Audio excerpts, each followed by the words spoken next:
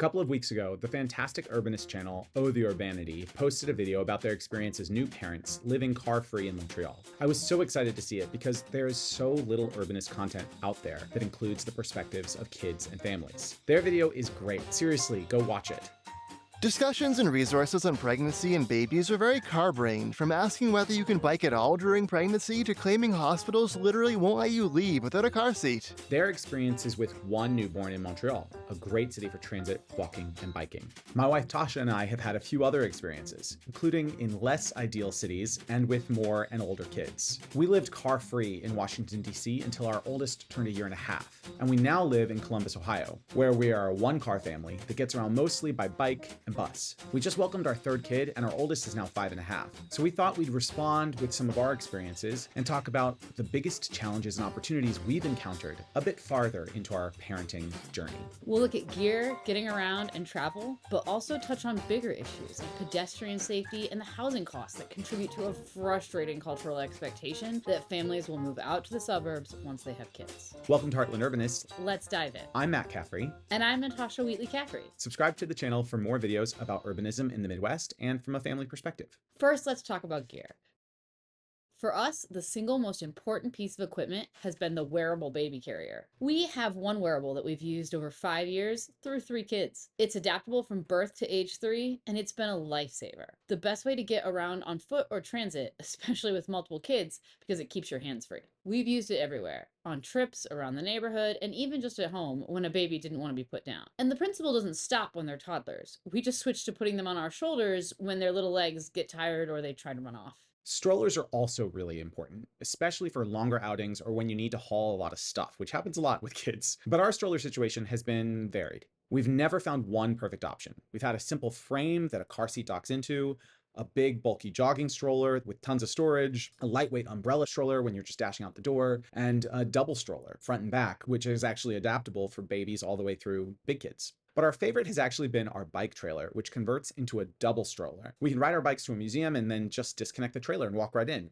And it's also got enough storage space that we've even done whole grocery trips in it. The big challenge with strollers is navigating the city itself. Getting on and off a crowded bus can be tough. Sometimes drivers have even asked us to take the kids out and collapse the stroller. And the lack of ADA accessibility in older neighborhoods can be a pain. Missing curb cuts and bumpy, narrow sidewalks are a frequent struggle. It takes experience and knowledge of the neighborhood you'll be in to know what stroller solution is going to work best in that area. There is a solution out there for almost any circumstance, but no solution is universal.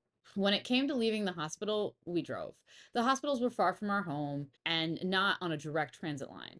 Plus, we were a bit concerned about taking the baby on crowded transit before they'd had their first vaccinations. And that brings us to the car seat requirement Oh the Urbanity discussed. For one of our kids, hospital staff did check that the baby was strapped in correctly, but they never once checked if the seat was installed properly in the car. The trope that you'll be blocked from leaving without a car seat seems to be a myth, but the logistics may make the car the right choice for many new parents. Now let's talk about getting around the city as a family.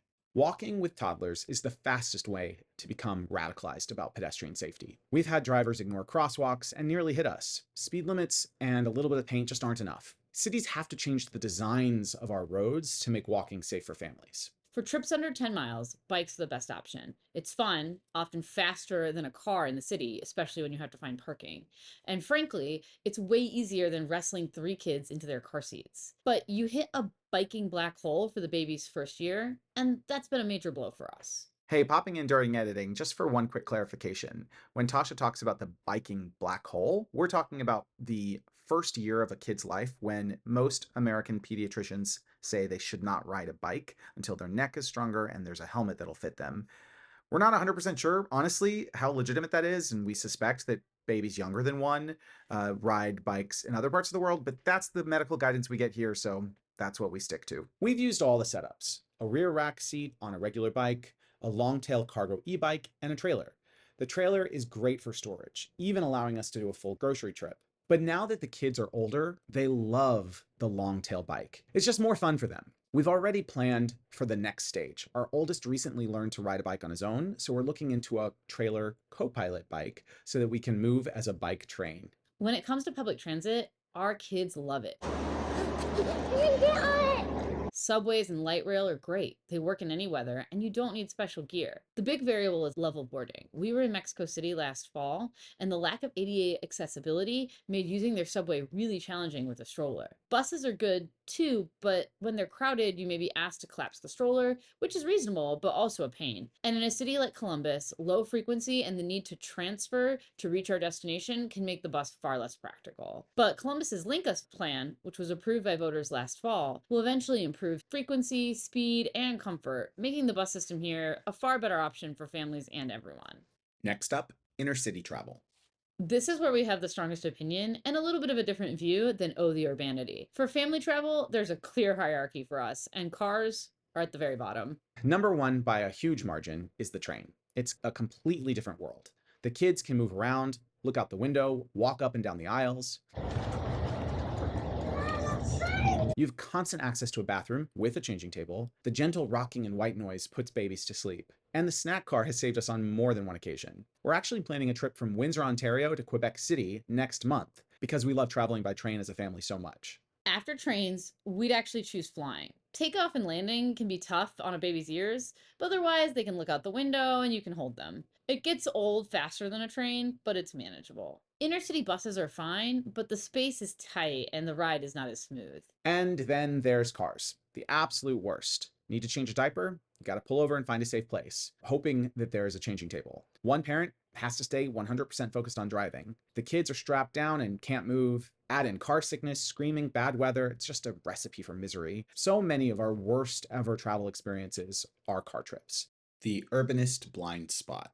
All this brings up a bigger issue. Kids and families are often an afterthought in the urbanist conversation, and that's insane. Many kids take public transit to school, or they get free bus passes. Often the success of transit systems are dependent on young people's participation in them. It's a critical part of the story, and yet we just typically leave it out. It's great to see that beginning to change as creators like Oh the Urbanity or REM Transit start having kids, but I still think there's a really critical gap that needs to be closed. And the other critical piece is housing. We moved from DC to Columbus because our 750 square foot apartment was too small for a second child, and we couldn't find a bigger place that we could afford. So often, dense urban housing means 1 or 2 bedroom apartments designed for single people or roommates, but don't work for families. The assumption that families will just give up, buy a car, and move to the suburbs drives us crazy. We made a different choice. We moved to a dense, walkable neighborhood in the Midwest rather than the suburbs of Virginia. But families shouldn't have to make that choice. We need to build more family housing in our cities so that a car-free or car-light urban lifestyle is an option for everyone, no matter where they live. It doesn't mean huge floor plans, but it does mean 3 or 4 bedrooms and family-oriented designs. All right, let's wrap up this response video. Overall, we love our car-light family life, and we hope to be car-free fully once again sometime in the future. The challenges are real, but they are solvable with better policy and design. If you're a family looking to use your car less, our advice is to start small. Walk or take transit for one trip where you would normally drive.